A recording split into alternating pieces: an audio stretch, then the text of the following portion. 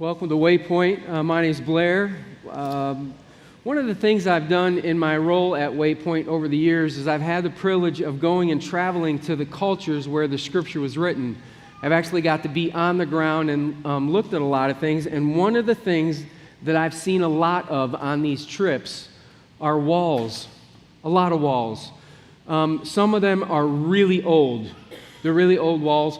I would say almost all of them are partial walls, like they got beat up and maybe repurposed somewhere else.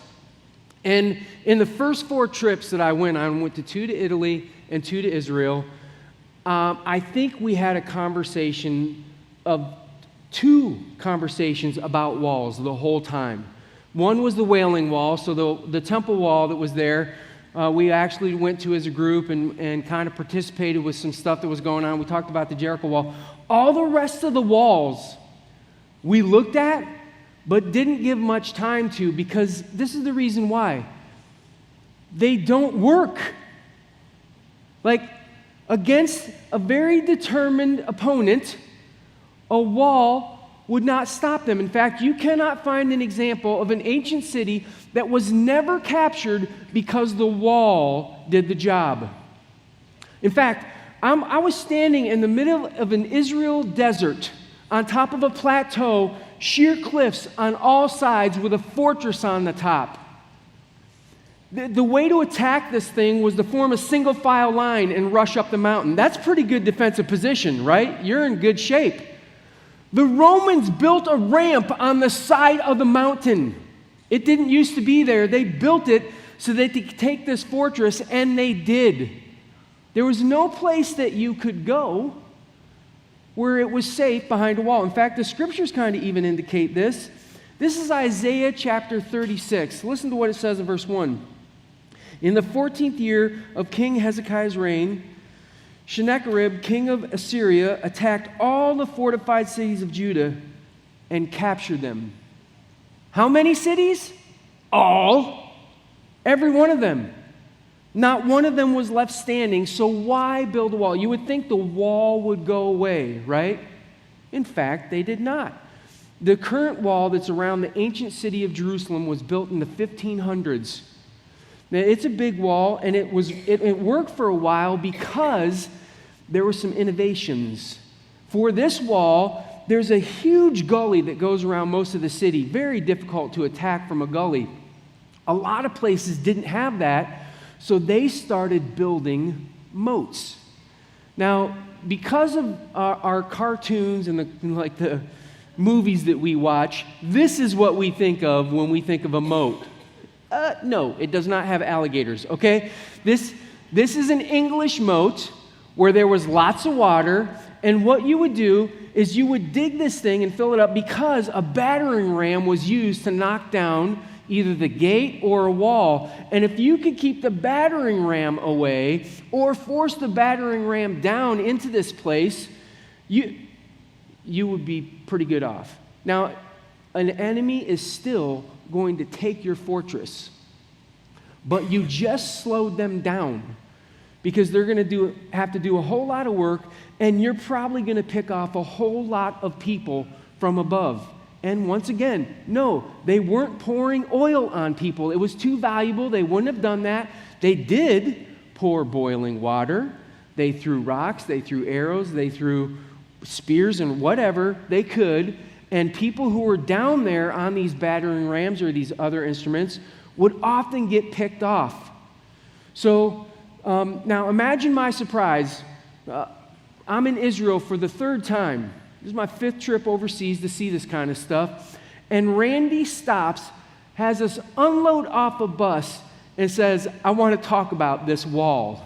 This is the wall that he stopped at. Go ahead and bring that one up.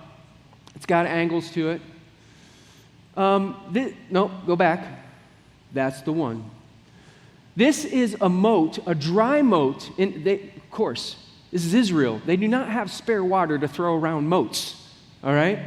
But what they did was they dug down, and then you can see it's an angled wall. And the reason it's angled is the battering ram would hit that but not get a clean shot. It would bounce off of it. And so you could really frustrate somebody for a long. They had to figure out, A, how to get the battering ram down there, and then when they were down there not being very successful, you could pick people off. And so Randy wants to talk to us about this wall, which again, I'm wondering why, because the people who live behind that wall are gone. It didn't work. It's like it didn't work out for them. Why are we here? Well, it turns out, I didn't know this, it turns out that Rome created a special military unit for the sole purpose of knocking down strongholds. That was their whole job. It was a high-risk, high-reward job. If you got out of the military after serving in that unit, you ended up with land and a bunch of money. And the reason Rome could offer that is because many, if not most, of the people died doing this. But the rewards were so great, people would give it a shot. And so we stop at this wall, and Randy says something like this. He says, I was reading about this Roman military unit when I realized that Paul was using an analogy from the scriptures about this unit. So let me interpret that. Randy was saying, in my fun spare time, I read first century documents for the fun of it. I don't have that hobby. It's weird, right? But he noticed while doing that there was similar language used to describe that group that's in the Greek. Here's the problem. In our own scriptures right now, the links that would have been there for us to pick this stuff up aren't there. We didn't know analogy was being made. We didn't know it was being written. In some of the older translations, you'll see some of the similar words being used. And you can draw the lines and draw the connections. But I want you to understand that he figured out, you know what? There's this unit that was created for the tearing down of strongholds. It has something to do with your life. And as I sat there and listened to him talk, I realized that this was one of the reasons I was in Israel. Like I needed to hear what he was talking about. I needed to process on that. And so I want to share with you my time of processing on this. I want to try to make the picture more complete for you. And hopefully the Holy Spirit will take and do something with it in your life as he's done in mine. That's what I'm hoping for. So I want to talk about strongholds. And I think where I want to start is by figuring out what we mean by that. Because that word stronghold has made its way into the church. People talk about it pretty consistently, like there's a stronghold in my life. What do they mean? Well, I think it can mean lots of different things. I'm going to put a bunch on the table. Let's see if you can identify with any of those, okay? So when people talk about strongholds, what is a stronghold? There's actually places in the U.S. that have the name Stronghold in them. These are dominant, unmovable kind of things. Great defensive positions, okay? Sometimes when we say, I have a stronghold in my life, or somebody has a stronghold in life, what we're talking about are certain actions or habits that somebody has. Like, they're doing something, and if you went to them and said, would you like to change this? They would immediately say, yes. In fact, I've been trying to. I have been working hard at changing this. And it feels like I'm making progress, and then it feels like I'm not. It feels like maybe I can't have enough discipline in this area of my life, or maybe I've exercised self-control so well and I'm doing so good, and then suddenly I wake up, and one day I'm just sitting in this mess of failure, and I don't know if I'm ever going to overcome this. Like, I'm trying, I've worked hard, but this action, this habit, it seems to be unmovable. It seems to be dominant. It seems to persist no matter what I do in the face of it. It could be that I'm talking to somebody and it's how they're using their phone or their computer. It's how they're using their free time. It could be an attitude or an action that they're choosing to do that they know is not helpful. And they do it, and they regret it. But they also feel a little defeated by it, because despite all of their effort, it still stands. For some people, it's not a habit or an action, it's some sort of emotional response. Like something happens to them, and they have this emotional response that wells up in them. Sometimes it's a voice that just screams. It's as loud as it can be in your head. Nobody else can hear it, but it wakes you up at night. And it races and races and races, and that thought races, and you know it's not a helpful thought. You don't like it being there. You'd like to see it go away. But despite all your efforts to quiet that, to calm that emotional response that you have, it's dominant. It seems unmovable. It persists in your life. It could be anxiety, it could be depression. It could be any number of kind of responses where you've looked at something and you want to exercise yourself away from that, and it just keeps popping up in your life. You're tired of it. For others, maybe this is the easiest one to understand. It could be an addiction where you didn't have very good boundaries in your life.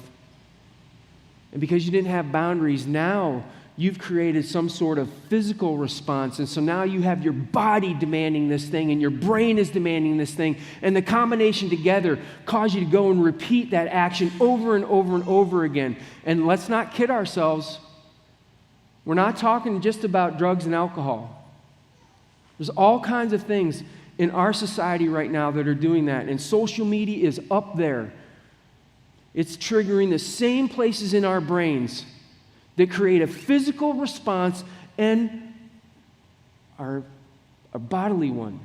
Like we want to do this, and our will wants to do it. And so now you're fighting two things. It's really difficult. For some people, I think when they say stronghold, I think they're talking about it in the simplest terms. I think when they say stronghold, they mean, I have this truth. I know it's true.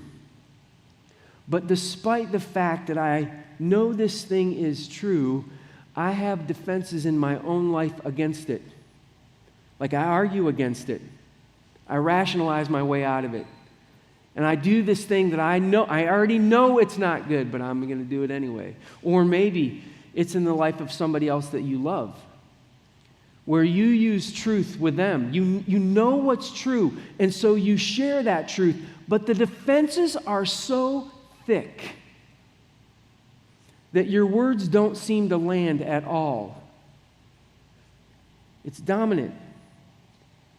It remains intact. It persists despite all of your effort. And over time, you see the messes that causes, and it's so frustrating, and you start to wonder, is there any hope that somebody can actually beat these kind of strongholds in their life? I have news. I didn't say good news. I have news. There's hope. But it's not pleasant. High rewards, high risk. And that's what I want to talk to you about. Because Paul is about to go into a conversation about our lives and our ability to take down strongholds. And he's going to use a military group, an analogy of them to do it. He starts this in 2 Corinthians chapter 10, it's verse 3, when he says this. For though we live in the world, we do not wage war as the world does. Like, whoa, we're in a war? Is that the language that we want to use here, Paul? Is that what we're up against here? He says, yeah, it's not going to be it's not the normal war. So we have these thoughts in mind of these horrible things that happen in war, and there are horrible things that are going to happen with this as well. But it's not the same. There's something different that's happening. And maybe you'll resonate with this. I don't know. When I say life is a battle, do you feel that anywhere in your life? Life is a battle. Do you think of work? Like it's never easy. You go there and like it's a fight. It's a fight to do your best. It's a fight to achieve. There's competition. There's all kinds of things. It's always difficult. Do you think relationship? It's a battle. These relationships that I have, to do them well, to do them right, it's a constant, man, I'm wrestling with this. Feels like it's a battle at times. Do you think of your health? Like I'm trying to stay healthy, but this feels like a battle. Every time I turn the corner, there's something that I face that seems to undermine my desire to do this well. Do you think of your family, where it's a battle? Where you think, man, this should be easy, this should go well. And yet it's not. Could be that way at school. Why I think you're probably going to resonate with some area of your life where it feels like it's a battle is because here's the simple truth. We live in a world that's at war. You don't see it. You don't see it always, but you feel it. There is a spiritual world that's a part of this world that we live in. And God has enemies whose their primary goal is to discourage you, to mess with your soul, and to undermine your confidence. And my friends, your life is the battlefield. It always has been. It always will be. And the only question is, can you find some places where there have been strong defenses that have been built up? And can you do something about that? Because there's going to be battles, and you're going to be a part of them. And the question is there any way to have success in these areas where there's a war going on? Paul goes on. He says this in verse 4. The weapons we fight with are not the weapons of the world. So this is good news. We're not talking about guns and knives, talking about something else. On the contrary, they have divine power to demolish strongholds. There's divine power for us to face these things that feel like they're unmovable, dominant, and we can demolish them. He goes on. We demolish arguments and every pretension that sets itself up against the knowledge of God, and we take captive every thought to make it obedient to Christ.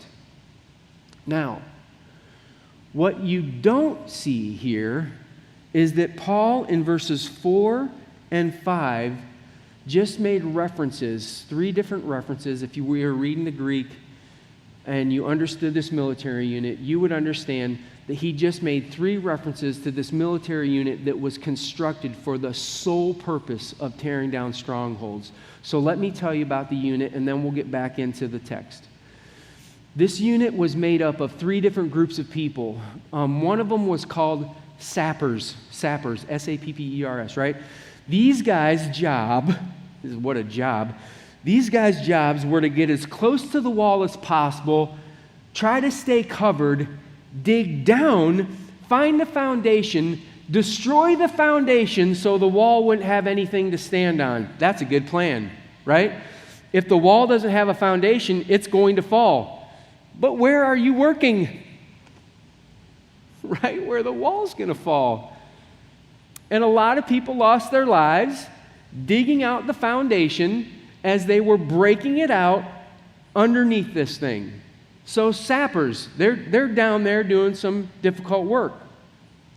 Casters came in next. They were part of the crew. And as the sappers did their job and they started breaking off chunks of the foundation, started disassembling the wall, you couldn't leave it there. They had to have working space. So a caster would take this thing, drag it all the way out of the area, pitch it, and go in for more. They didn't have to worry about stuff falling on them. They had to worry about people attacking them from above.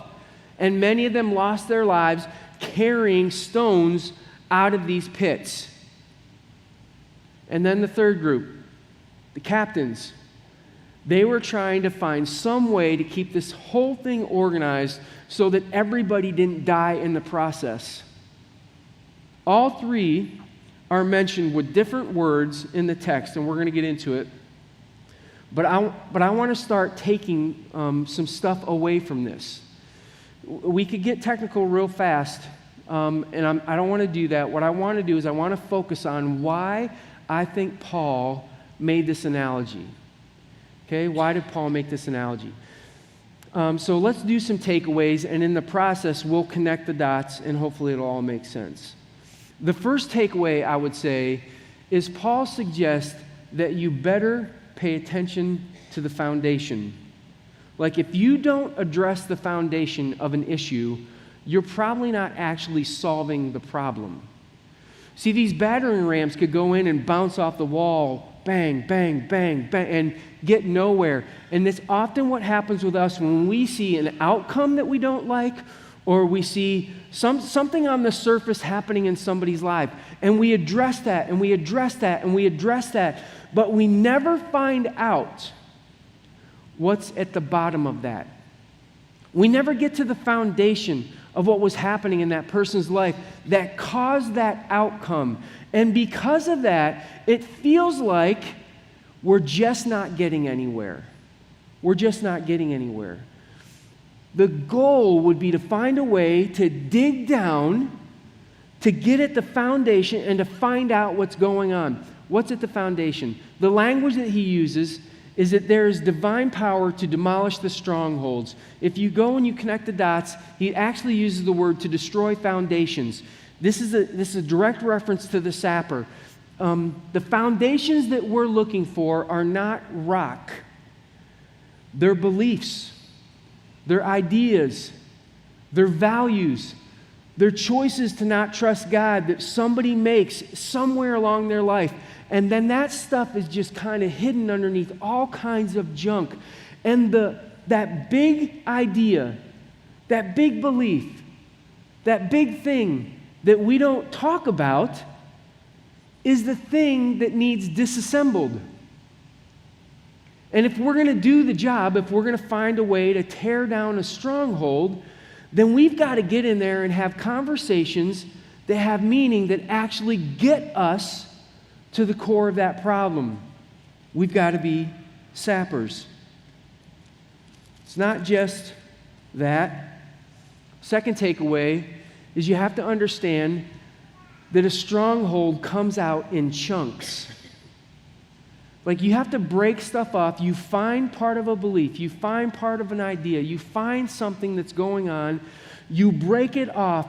And then you have to do the hard work of dragging it out of your life and pitching it. The language used in the text, actually in some of the older translations, is cast off certain thinking. And so he uses this this pretentious thinking, that sort of stuff. It's caster language. And he's basically saying, listen, you've got to find this thing, drag it out of your life, build up boundaries so that it can't come back, so that you keep the working space clear, and then go back again. This is so frustrating. Because in our culture, we want the silver bullet, man. We want to strike, to knock the thing down in one shot and to be over with it. And that's not how a stronghold comes down. It comes down piece by piece, which means you've got to be patient in the process, which means you've got to be persistent in the process. And part of that is that you have to have enough time to remove that bad idea, that bad thought, that bad thing, and put it far enough away from you, create a better habit, and then go back and find what else is there. But we're so wanting to move quickly with this stuff that we trash the foundation, everything stays in place, and we have no more working room, and we're frustrated, surprised. that things don't get better. We didn't remove what needed to be removed from our mind. And then the last one is the captain. Take every thought captive. That little idea is about organizing our minds and our thoughts to honor God. You want to be organized to make sure that what you're thinking, what you're doing, how you're doing it is honoring God. Now, understand that what Paul said was this is not a normal war. You remember him saying that? This is not a normal fight.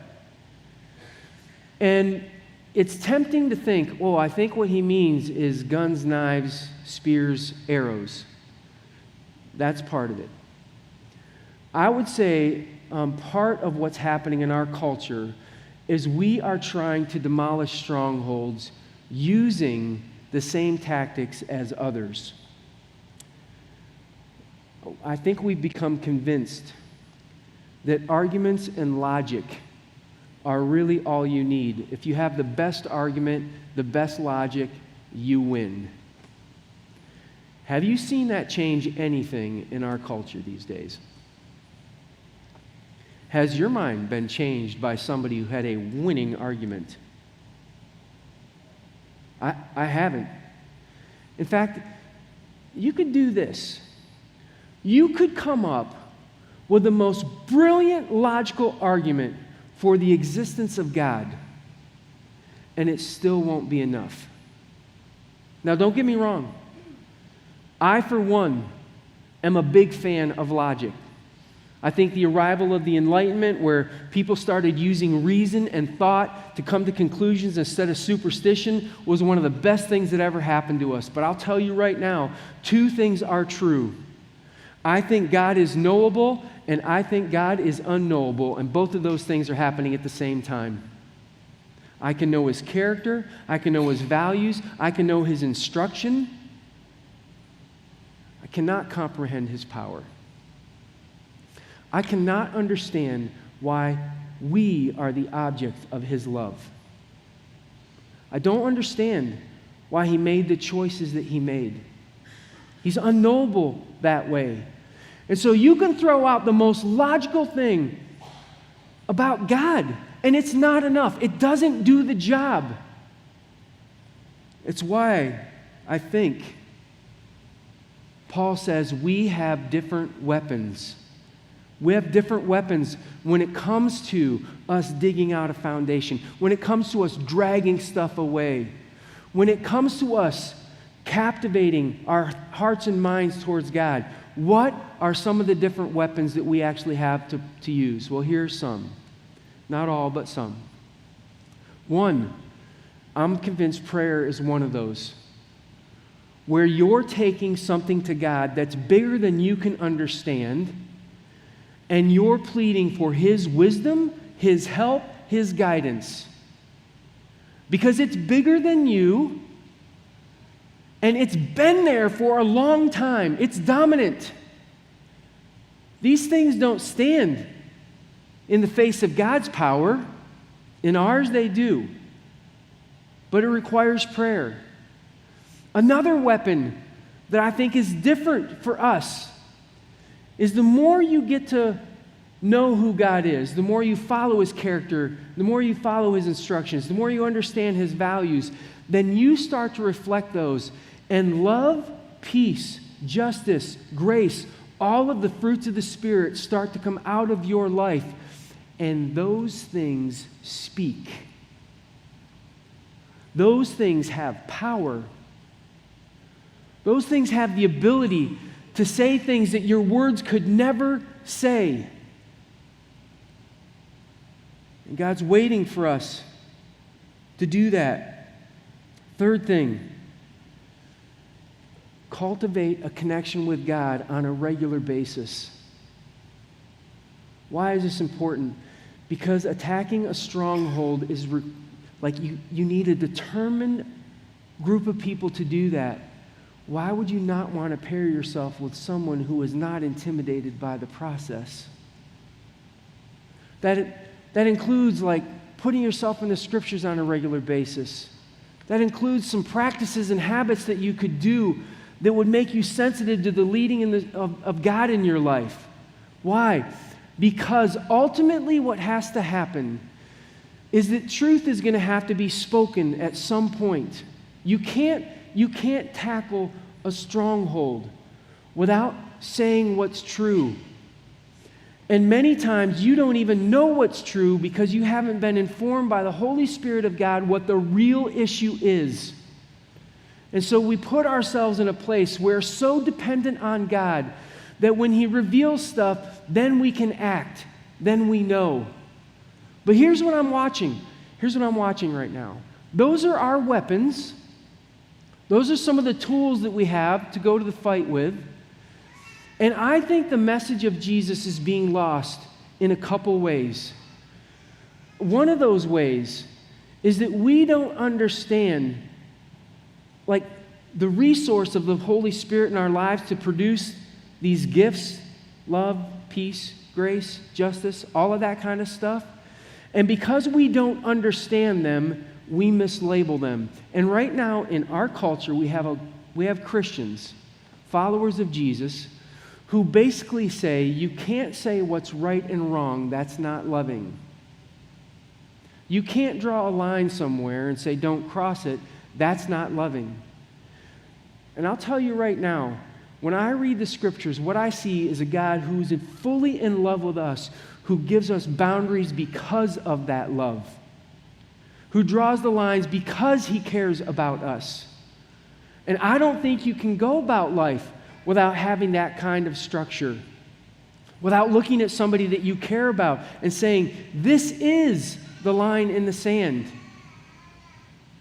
But we're losing the ability to do that. We're losing the ability to do that. But here's the second thing that I'm watching that I think is just as harmful.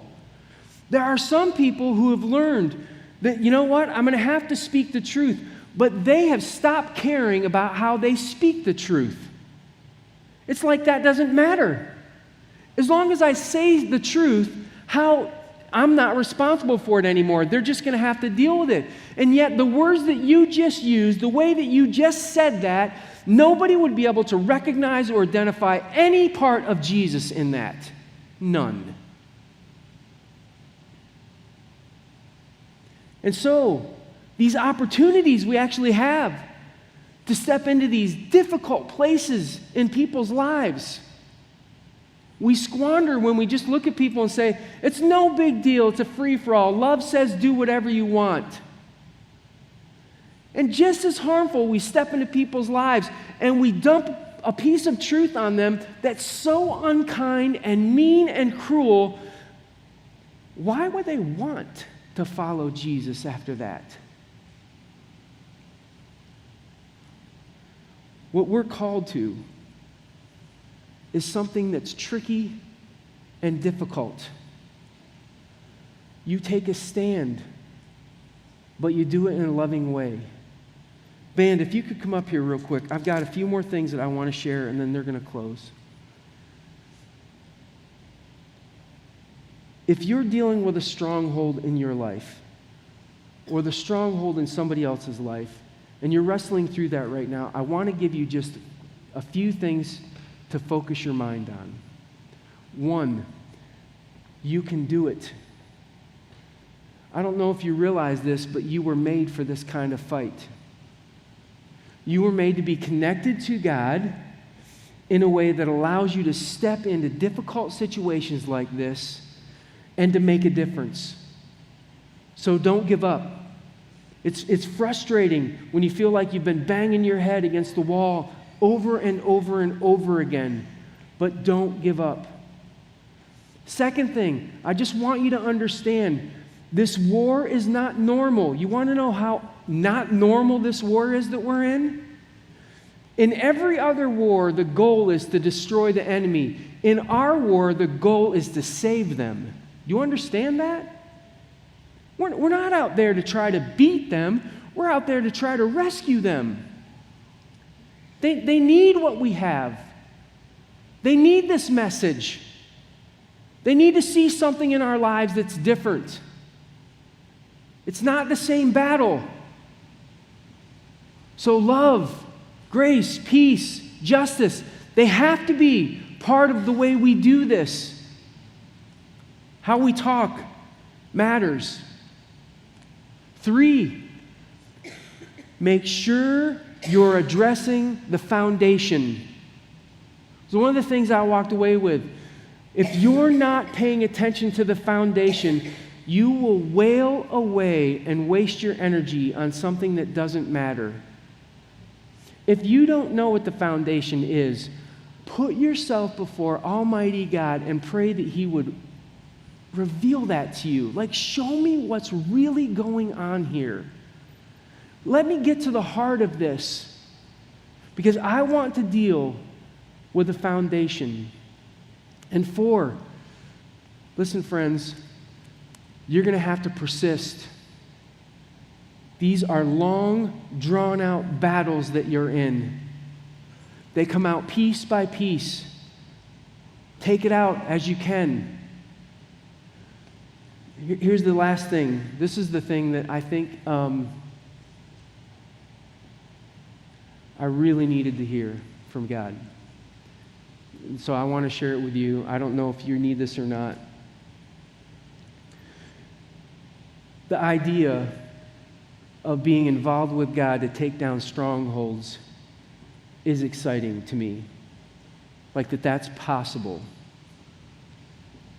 But you cannot forget that it's a high risk, high reward.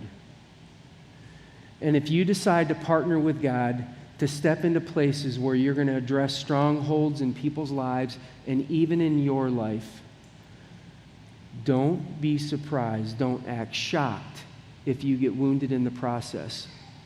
Of course you will. Of course you're going to be hurt. You can't help it. You're going to war. And it's going to hurt. And sometimes that war is with your family. And it's the last place you expect to receive wounds, but you're going to get them. Sometimes it's at work with people that you've been with for a long period of time. But if you're addressing a stronghold, just accept that it's going to happen. In fact, if anything that you do, you could see it as ministry. This is not just for people who are in full-time ministry. This is anybody who's on God's team trying to find a way to carry His values into the world. If that's you at all, you should expect to get beat up in the process. And unfortunately, what happens is we start to get wounded and we draw back. We don't want to take part of that anymore. We don't want to get the shots against us. And my friends, you and God together are the team that was meant for that stronghold. You cannot back down. You cannot back away.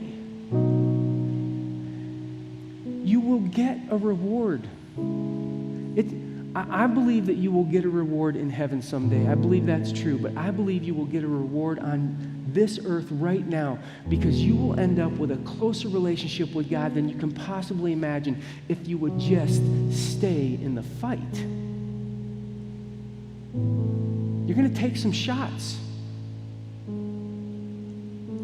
It's worth it. High risk, high reward. The reward is Jesus. The reward is His kingdom, fully lived out in your life and heart. And there is nothing like it.